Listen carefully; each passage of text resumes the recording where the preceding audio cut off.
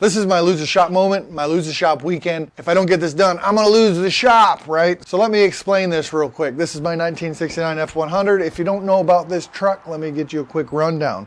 It's a 1969 F100. As I said, I got a complete Scott's Hot Rods weld-in IFS and 4-link rear in it, and it's coyote swapped with a 6R80. I've done everything to this truck that has been done to it because I got this truck in a stock form with a 302 in it, got rid of the 302, blah, blah, blah, blah, blah. I modified the frame under the truck so that the truck will sit absolutely on the ground. Not just on the frame, it's sitting on the rockers. And I also own this GT500.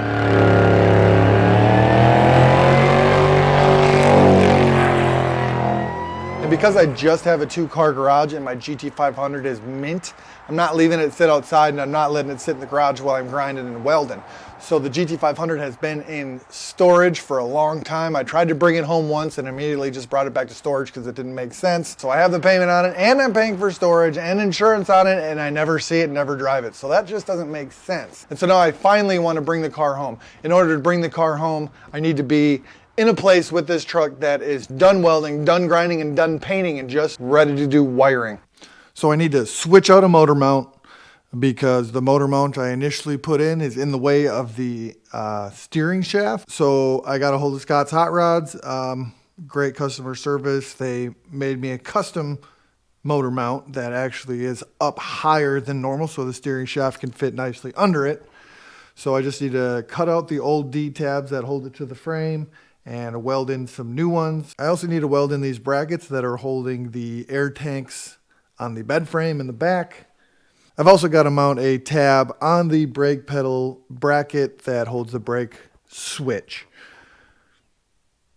So basically the brake switch works that when the brake pedal is forward, it pushes in this plunger that opens the circuit. And then when you push the pedal in, that plunger extends and closes the circuit so your brake lights turn on. And I had to finally weld in the brackets that I need for my sway bar. And I think these turned out freaking awesome. They look so much better than any other thing I've welded on the truck so far. I'm really happy with how these turned out, and they look even better when they're painted. I had to paint a bunch of stuff, and I didn't do any of the cosmetic stuff because I can do all that later. So I'm just painting everything that's necessary in order to drive the truck, which includes all of the front suspension.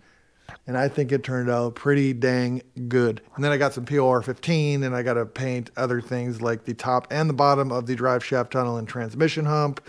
And then a lot of touch-ups on the frame because I just had a lot of loose spots in POR 15.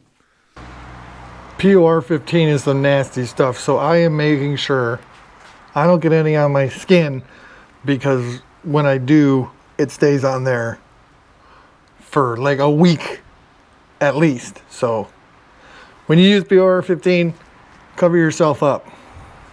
Now that everything is painted and I'm ready to put the whole front end back together, that means installing all the A-arms and torquing all the ball joints and torquing the spindle nut and all that stuff and getting everything back together where it's good to go and drive, and it all looks and functions excellent. So here it is, putting air in it and taking air out, going up and down, and it operates so smoothly and it looks so nice, and I just hope that it drives just as good as it looks. And now the hard part is cleaning and organizing my garage. There is dust from grinding everywhere, so I need to clean all that up.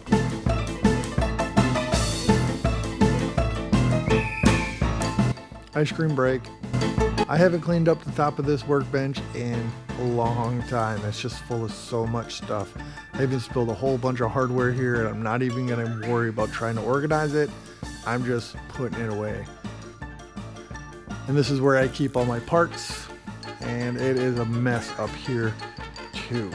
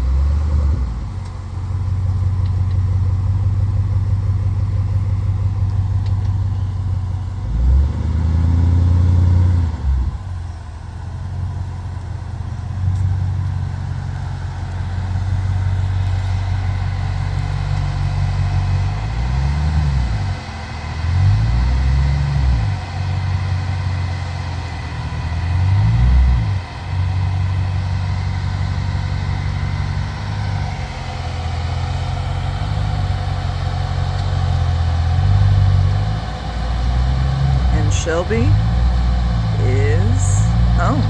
Or not. Okay.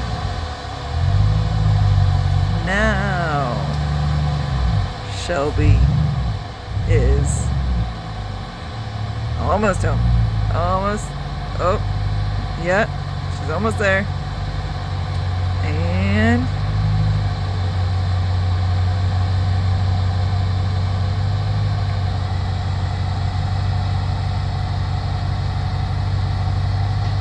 okay, she's home.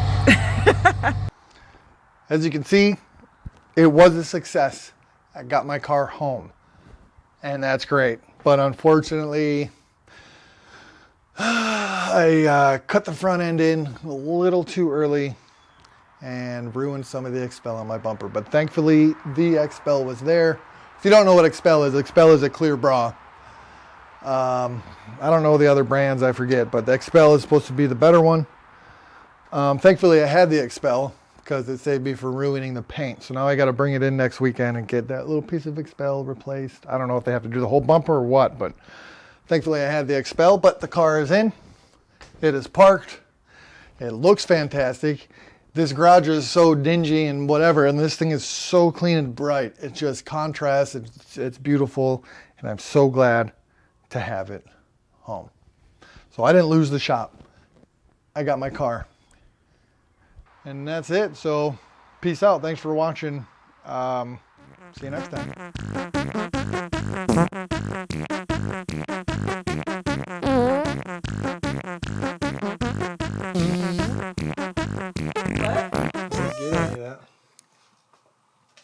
Funk's your brother. Check it out now.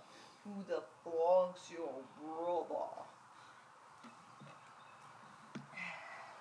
Are you still filming me? Quit filming me. Look like shit.